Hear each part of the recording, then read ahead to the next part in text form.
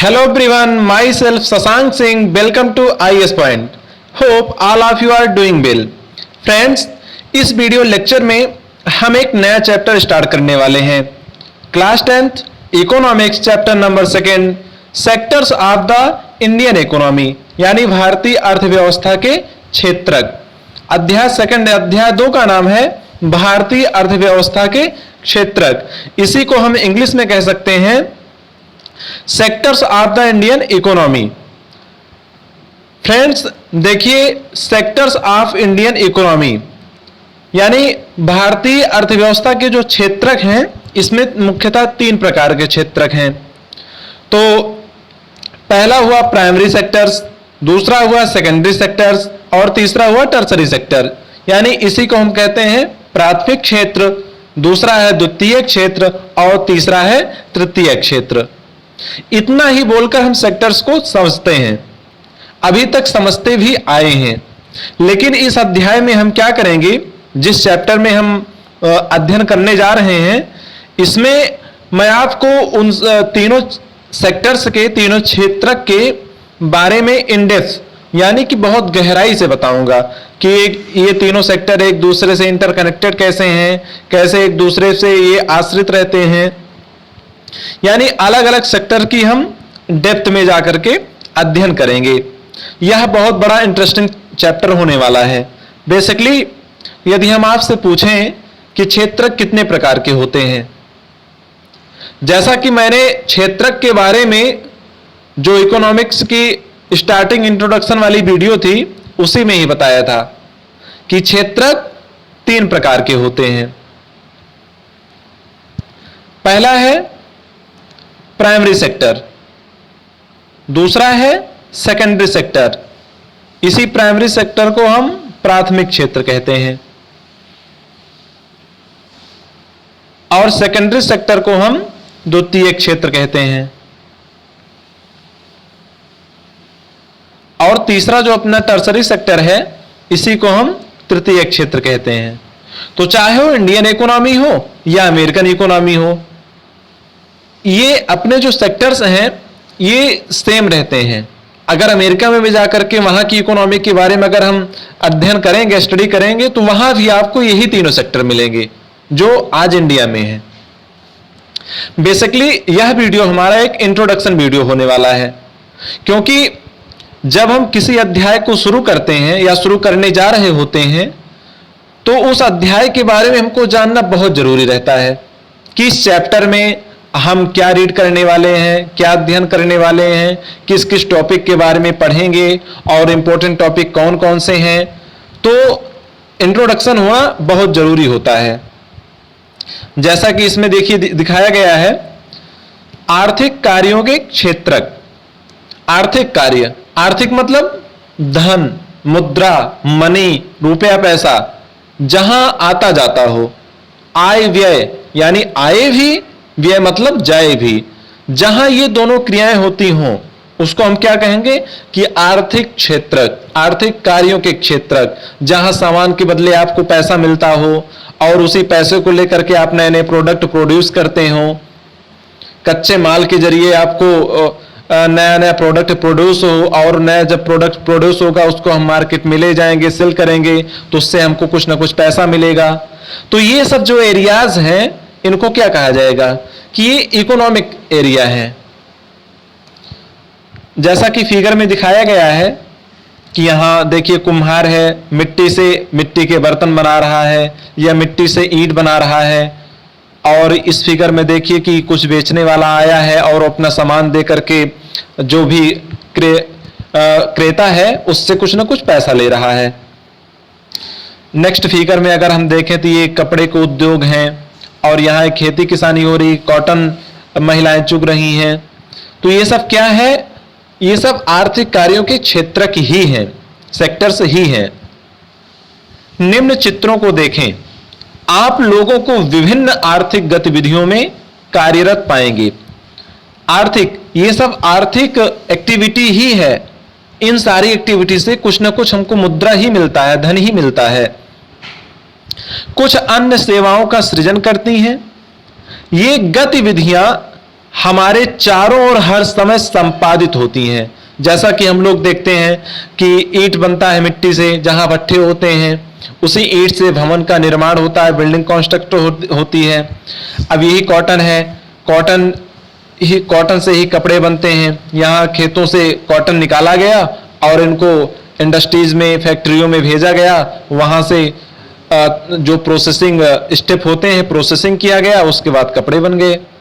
तो यानी कि ये सारी एक्टिविटीज जो हैं हमारे इन्वायरमेंट में, हमारे आसपास हम लोगों के जहां रहते हैं उसके चारों तरफ होती ही रहती हैं। कहीं मिट्टी से ईंट बन रही है, तो कहीं कॉटन निकाले जा रहे हैं, कहीं फार्मिंग हो रही है, तो ये सब होता ही रहता है। हम इन गतिविधियों को कैसे समझ सकते हैं? इन्हें समझने का एक तरीका यह है कि कुछ महत्वपूर्ण मानदंडों के आधार पर इन्हें विभिन्न समूहों में वर्गीकृत कर दिया जाए। अब ये सारी एक्टिविटीज जो हम फिगर में देख रहे हैं हो तो रही है, लेकिन इन एक्टिविटी को हम कैसे रीड करें, कैसे समझें कि पहली प्रोसेसिंग क्या है, पहला स्टेप क्या होता है। अब मिट्टी से ईंट बन रही है, तो ईंट कौन से प्रोसेस में आएगा, ईंट कौन से स्टेप में आएगा, इसको समझने के लिए कुछ ना कुछ एक मानदंड निश्चित किया गया है, जिसको हम सेक्टर्स में डिवाइड किए हैं, जिसको हम सेक्टर्स के नाम से जानते हैं कि ये प्राइमरी सेक्टर्स हैं, ये सेकेंडरी सेक्टर्स हैं और ये टर्सरी सेक्टर है। यानी कि प्राथमिक क्षेत्र के अंतर्गत ये काम आता है, द्वितीय क्षेत्र के अंतर्गत ये काम आता है और तृतीय क्षेत्र के अंतर्गत ये काम आता है।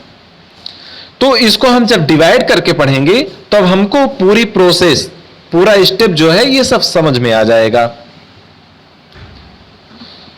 जैसे इसमें ये देखिए दिखाया गया है कि प्राथमिक क्षेत्रक में कृषि हुआ है। प्राथमिक क्षेत्रक जैसे कि पहला सेक्टर यही है कि प्राइमरी सेक्टर। तो जैसा कि हमको ये नेम से ही प्राइमरी सेक्टर अगर बेसिकली देखा जाए तो नेम से ही समझ में आ रहा है कि प्राइमरी यानी प्राथमिक, जो इंसान की प्राइमरी बेसिक नीड्स होती हैं, जो मूलभूत आवश्यकताएं होती हैं इंसान की, वह प्राइमरी से ही स्टार्ट होती है। प्राइमरी ही लोगों की नीड्स को पूरा करने के लिए अपना सहयोग देता है, अपनी हेल्प करता है अन्य सेक्टर्स के लिए। जैसे हम कह सकते हैं कि हमारी जो इकोनॉमी होती है वो यहीं से ही स्टार्ट होती है, प्राइमरी सेक्टर से ही इकोनॉमी रोलिंग करना शुरू कर देती है। अब ये बात भी जानना जरूरी है कि आखिर प्राइमरी सेक्टर में होता क्या है, प्राइमरी सेक्टर के अंतर्गत कौन कौन सी एक्टिविटी होती हैं, ये जानना भी हमको बहुत जरूरी है। प्राइमरी सेक्टर में नेचुरल या नेचुरल से रिलेटिव एक्टिविटीज होती हैं, वो सारा का सारा प्राइमरी सेक्टर में ही आता है। यानी कि जो भी नेचुरल से रिलेटिव होगा या नेचुरली एक्टिविटीज जो भी हैपन होंगी वो सब हमारी प्राइमरी सेक्टर में ही आएंगी। जैसा कि इसमें बताया गया है कि प्राकृतिक संसाधनों के प्रत्यक्ष उपयोग पर आधारित अनेक एक्टिविटी हैं, जैसे कपास की खेती। यह एक मौसमी फसल है। कपास के पौधों की वृद्धि के लिए हम मुख्यतः न कि पूर्णतया प्राकृतिक कारकों जैसे वर्षा, सूर्य का प्रकाश और जलवायु पर निर्भर है। अतः कपास एक प्राकृतिक उत्पाद है। जैसे कि प्राइमरी सेक्टर में अपनी एग्रीकल्चर आ गई, ये कपास की खेती क्या हुआ, एग्रीकल्चर ही तो हुआ। धान की खेती क्या हुई, एग्रीकल्चर ही तो हुआ। गेहूं की खेती क्या हुई, एग्रीकल्चर ही तो हुआ।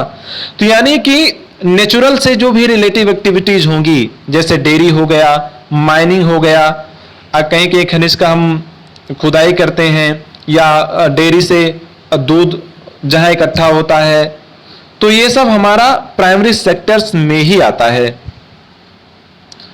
जैसे देखिए दिया हुआ है, डेयरी उत्पादन में हम पशुओं की जैविक प्रक्रिया एवं चारों आदि का व्यवस्था करते हैं, आदि की उपलब्धता पर निर्भर होते हैं। तो प्राइमरी सेक्टर को बेसिकली हम इस प्रकार समझ सकते हैं कि जो नेचुरल और नेचुरल से रिलेटिव एक्टिविटीज होंगी, जैसे फार्मिंग हुआ, डेयरी हुआ, माइनिंग हुआ, ये सब हमारे प्राइमरी सेक्टर में ही आएंगे। इसी प्राइमरी सेक्टर को ही हम एग्रीकल्चर सेक्टर भी कहते हैं। एग्रीकल्चर सेक्टर भी कहते हैं। तो हम इसको एग्रीकल्चर सेक्टर क्यों कहते हैं? प्राइमरी सेक्टर को अगर ये पूछा जाए आपसे कि प्राइमरी सेक्टर को हम एग्रीकल्चर सेक्टर कहते क्यों हैं, क्योंकि इस सेक्टर में नेचर से जुड़ी एक्टिविटी होती रहती हैं। जैसे खेती हुई, तो यह क्या हुआ? खेती नेचर से ही तो जुड़ी है, क्योंकि खेती तो लैंड पे ही होगी, जमीन पे, भूमि पे ही होगी। और भूमि कहां से उपलब्ध है हमको? प्रकृति से ही उपलब्ध है। अगर हम दूध का ही सृजन कर रहे हैं, और दूध कहां से हमको मिलता है? किससे मिलता है? गाय से मिलता है। तो गाय किसकी देन है? हमारी आपकी देन तो है नहीं, ये भी तो प्रकृति की है। अब माइनिंग हुआ, मान लो हम खनिज की माइनिंग कर रहे हैं, अयस्क का हम खुदाई करके निकाल रहे हैं, तो ये भी कहां से मिला? ये तो मानव निर्मित तो है नहीं, ये तो प्राकृतिक ये भी है ना। इसीलिए हम इसको एग्रीकल्चर सेक्टर भी कह सकते हैं। प्राइमरी सेक्टर जो होता है, यानी प्राथमिक क्षेत्र जो होता है, यह पूरी तरीके से, जैसे देखिए इसमें कहा गया है कि इसको हम कृषि एवं सहायक क्षेत्र भी कह सकते हैं। तो सेकंड आपका आता है द्वितीय क्षेत्र। तो प्राइमरी सेक्टर जो होता है, प्राथमिक क्षेत्र द्वितीय क्षेत्र से पूरी तरह अटैच्ड रहता है, पूरी तरह जुड़ा रहता है। कैसे? सबसे पहले आइए जानते हैं कि द्वितीय क्षेत्रक होता क्या है, यानी सेकेंडरी सेक्टर्स है क्या। सेकेंडरी सेक्टर्स में बेसिकली हम क्या करते हैं कि चीजों का प्रोसेस करते हैं। जो भी वस्तुएं, जो भी चीजें हमको प्राइमरी सेक्टर से मिलती हैं, उसको हम सेकेंडरी सेक्टर में प्रोड्यूस करते हैं, प्रोसेस करते हैं। जैसे मान लीजिए कि शुगर केन की ही खेती हुई या कपास की ही खेती हुई, तो मान लो शुगर केन को किसने प्रोड्यूस किया? इसको तो फार्मर्स ने ही प्रोड्यूस किया। तो शुगर केन, अब ऐसा है नहीं कि हमको मान लीजिए चीनी की आवश्यकता पड़ी तो डायरेक्ट हम शुगर केन को ही यूज कर लेंगे। शुगर केन से ही तो हम चीनी बनाएंगे या उससे ही गुड़ बनाएंगे। तो शुगर केन से हम क्या करेंगे? पहले इसको हम लाएंगे फार्मर्स जहां से उत्पादन करता है, तो फार्मर से शुगर केन जब आता है द्वितीय क्षेत्र में, तो उसका प्रोसेसिंग होता है, मैन्युफैक्चरिंग होता है। शुगर केन से ही चीनी बनती है, गुड़ बनता है। तो इसीलिए इसको हम क्या कह सकते हैं? इंडस्ट्रियल क्षेत्र भी कह सकते हैं। जैसे कपास हुआ, कपास आया इंडस्ट्री में, और कपास से ही कपड़े बुनने का काम हुआ। तो कहां हुआ? ये इंडस्ट्री में हुआ। इसलिए हम इसको इंडस्ट्रियल सेक्टर्स भी कहते हैं, औद्योगिक क्षेत्र भी कह सकते हैं सेकेंडरी सेक्टर को। तो जैसे गन्ना हुआ, गन्ने से गुड़ बना, चीनी बनी। तो क्या हुआ? प्राथमिक क्षेत्र से ही तो हमको कच्चा माल मिला, चाहे वो गुड़ और चीनी के लिए मिला हो, चाहे कपड़े के लिए मिला हो। तो एक दूसरे से इंटरकनेक्टेड हैं। अगर प्राथमिक क्षेत्र द्वितीय क्षेत्र को अपना कच्चा माल नहीं प्रदान कराएगा, तो द्वितीय क्षेत्र कुछ भी नहीं कर सकता है। तो इसीलिए एक दूसरे पर ये आश्रित हैं कि प्राथमिक, अगर मान लीजिए द्वितीय क्षेत्र ना हो, तो प्राथमिक क्षेत्र का जो भी माल प्रोड्यूस होगा, उत्पादन होगा, वो माल बेकार ही जाएगा, क्योंकि जो भी हमको आवश्यकता है उसको हम निर्मित कर ही नहीं पाएंगे। जैसा कि इसमें दिया गया है कि द्वितीय क्षेत्र की गतिविधियों के अंतर्गत प्राकृतिक उत्पादों को विनिर्माण प्रणाली के जरिए अन्य रूपों में परिवर्तित किया जाता है। वही विनिर्माण प्रणाली यानी प्रोड्यूसिंग सिस्टम अपना जो है, इसको हम दूसरे रूप में चेंज करते हैं। जैसे शुगर केन हुआ, तो शुगर केन से हम चीनी बना रहे हैं, गुड़ बना रहे हैं, तो इसको हम दूसरे रूप में चेंज ही कर रहे हैं। और यह प्राथमिक क्षेत्र का अलग कदम है।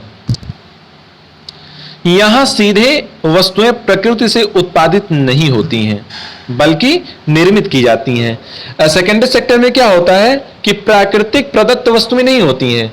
यहां हम जो प्राकृतिक प्रदत्त वस्तुएं होती हैं उसी का मैन्युफैक्चर करते हैं, उसी को हम सेकंड रूप देते हैं। यह प्रक्रिया किसी कारखाना, किसी कार्यशाला या घर में हो सकती है। जैसे कपास के पौधे से प्राप्त रेशे का उपयोग कर हम सूत काटते और कपड़ा बुनते हैं। तो कपास कहां से मिला? प्राथमिक क्षेत्र से मिला। गन्ने को कच्चे माल के रूप में उपयोग कर हम चीनी और गुड़ तैयार करते हैं। हम मिट्टी से ईंट बनाते हैं। तो मिट्टी कहां से मिली हमको? मिट्टी हमको प्राइमरी सेक्टर से ही मिली, और ये प्राकृतिक प्रदत्त है।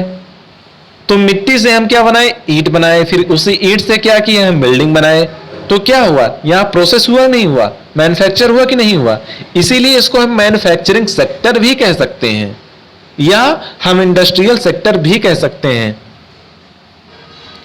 चूंकि यह क्षेत्र क्रमशः संवर्धित विभिन्न प्रकार के उद्योगों से जुड़ा हुआ है, इसलिए इसे औद्योगिक क्षेत्र भी कहा जाता है। अब जैसे गन्ना से चीनी गुड़ जहां बनता है वो दूसरी इंडस्ट्री है, और कपास से जहां कपड़े बनते हैं, सूत काटे जाते हैं, कपड़ों की बुनाई होती है, वो दूसरा इंडस्ट्री हो गया। इसलिए इसको हम विभिन्न प्रकार के औद्योगिक क्षेत्र या क्षेत्रक के नाम से भी जान सकते हैं। तो हमारा primary sector and secondary sector ये दोनों क्लियर हो गया। अगर इसमें कोई डाउट्स है तो आप कमेंट बॉक्स में आकर के कमेंट के जरिए अपने डाउट्स क्लियर कर सकते हैं। अब बात आती है कि primary sector and secondary sector दोनों एक दूसरे यानी परस्पर कैसे इंटरकनेक्टेड हैं। अब इस पे आइए हम गौर करते हैं। तो क्या होता है कि प्राइमरी सेक्टर से जो भी कच्चा माल रहता है वो पूरी तरीके से जब सेकेंडरी सेक्टर को प्रोवाइड कराया जाता है तो यह प्रोड्यूस करता है, अपने मैन्युफैक्चर करता है। जब तक हम प्राइमरी सेक्टर से सेकेंडरी सेक्टर को माल नहीं प्रोवाइड कराएंगे तब तक सेकेंडरी सेक्टर कुछ भी नहीं कर सकता है बिना प्राइमरी सेक्टर के, क्योंकि यह पूरी तरीके से अगर देखा जाए तो ये प्राइमरी सेक्टर पर ही पूरी तरीके से डिपेंड रहता है। नेक्स्ट है आपका टर्सरी सेक्टर यानी तृतीय क्षेत्र। तो तृतीय क्षेत्र क्या होता है, यह डायरेक्टली दिखता नहीं है, यानी यह अपना रोल डायरेक्टली नहीं प्ले करता है, बट यह बहुत इंपॉर्टेंट रोल प्ले करता है। आइए इसको एक उदाहरण के द्वारा अच्छे से समझ सकते हैं। जब हम उदाहरण के द्वारा आपको समझाएंगे तो तृतीय क्षेत्र के बारे में आपको बहुत अच्छे से समझ में आ जाएगा। और उदाहरण हम लेंगे कहां से, इसी अपने प्राथमिक और द्वितीय क्षेत्र से ही लेंगे। तभी आपको, जैसा मैंने अभी कहा ना कि अपना ये जो टर्सरी सेक्टर है यानी तृतीय क्षेत्र है, यह डायरेक्टली अपना रोल नहीं प्ले करता, यह इनडायरेक्टली अपना रोल प्ले करता है, but it is very important for primary sector and secondary sector. Without tertiary sector anything can not be happen. तो आइए हम देखते हैं एक एग्जाम्पल के द्वारा। अब जैसे कि फार्मर्स ने शुगर केन को प्रोड्यूस किया, एक किसान है और किसान के ही खेत में गन्ने की पैदावार हुई। तो किसान ने गन्ना पैदा किया और गन्ने को क्या किया, गन्ने को उसने इंडस्ट्री में भेजा। क्या करने के लिए कि गन्ने से ही चीनी और गुड़ बने। और इंडस्ट्री कहां होती है, सेकेंडरी सेक्टर में, जिसको हम इंडस्ट्रियल सेक्टर भी कहते हैं। तो प्राइमरी सेक्टर से सेकेंडरी सेक्टर में गन्ना आया, तो कैसे आया।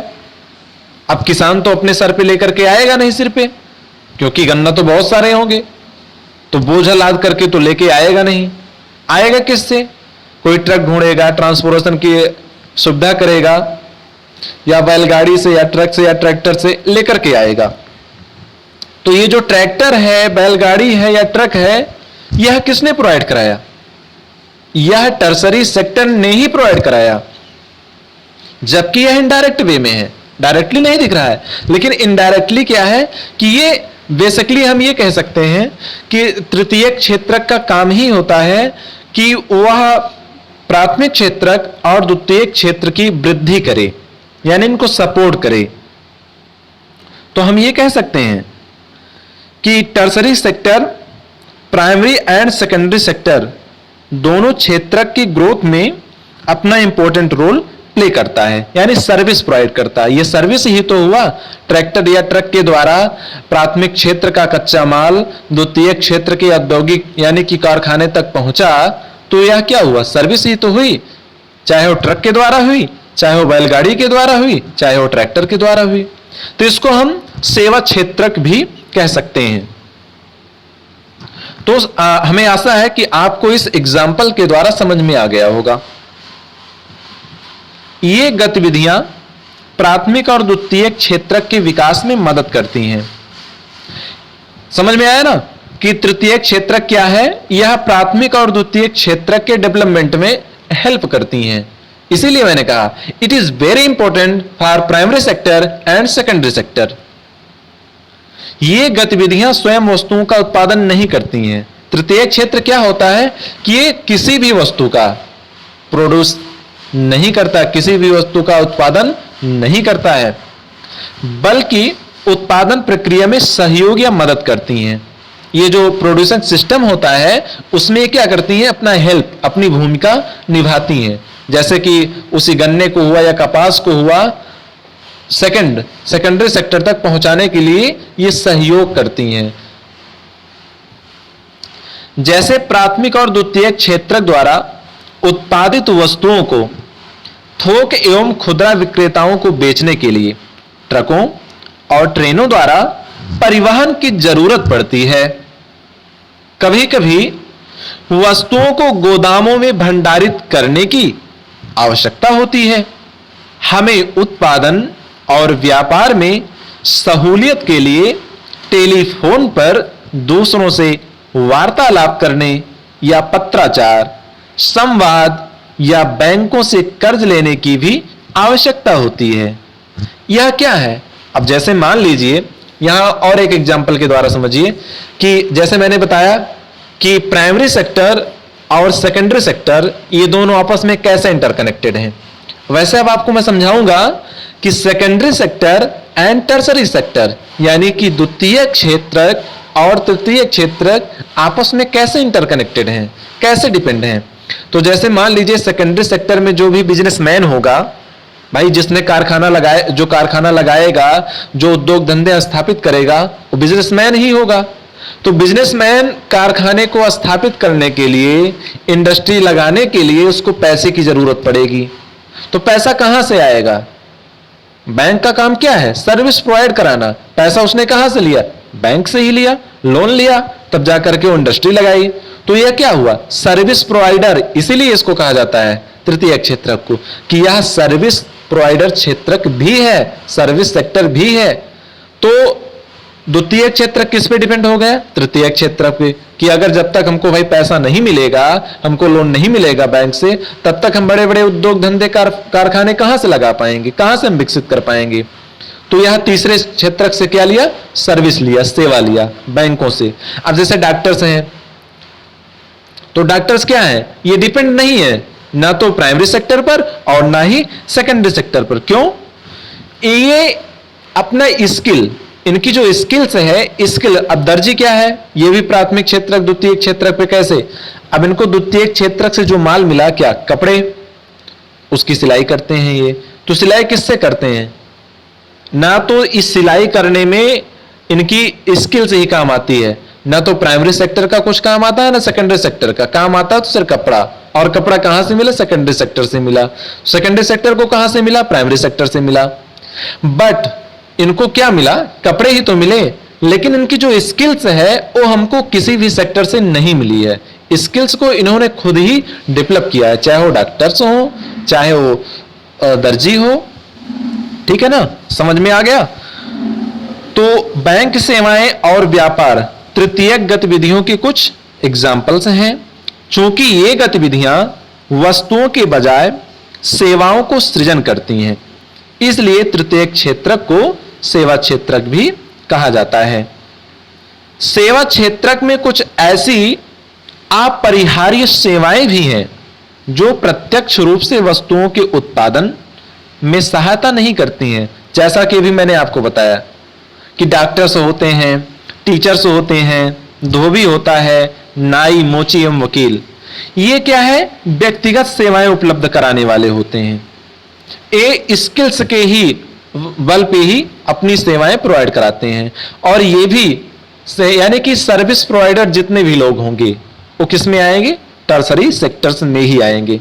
सो फ्रेंड्स, बेसिकली मेरा यह वीडियो लेक्चर आप लोगों के एक इंट्रोडक्शन के रूप में ही था कि हम आपको बताएंगे प्राइमरी सेक्टर्स क्या होते हैं, टर्सरी सेकेंडरी सेक्टर्स क्या होते हैं, टर्सरी सेक्टर्स क्या होते हैं, और ये आपस में एक दूसरे के ऊपर कैसे इंटरकनेक्टेड रहते हैं, कैसे डिपेंड रहते हैं।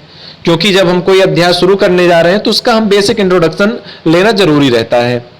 तो यदि आपको प्राइमरी सेक्टर यानी प्राथमिक क्षेत्रक, सेकेंडरी सेक्टर यानी द्वितीयक क्षेत्रक और टर्सरी सेक्टर यानी तृतीयक क्षेत्रक।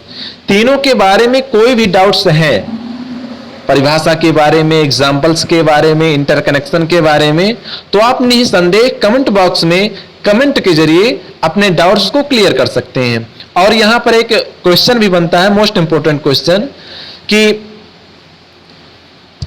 भारतीय अर्थव्यवस्था के प्रमुख क्षेत्रक कौन कौन से हैं और प्रमुख क्षेत्रक एक दूसरे से कैसे आपस में जुड़े हुए हैं। यह क्वेश्चन जरूर बनता है। इस क्वेश्चन का आंसर आप लोग लिखिएगा। अगर नहीं आता है then I will tell you. So friends, next video lecture में हम नए टॉपिक को लेकर के आएंगे, नए ज्ञान को लेकर के आएंगे। तब तक के लिए आप लोग आईईएस पॉइंट से जुड़े रहिए, पढ़ते रहिए, स्वस्थ रहिए, मस्त रहिए। Thank you so much.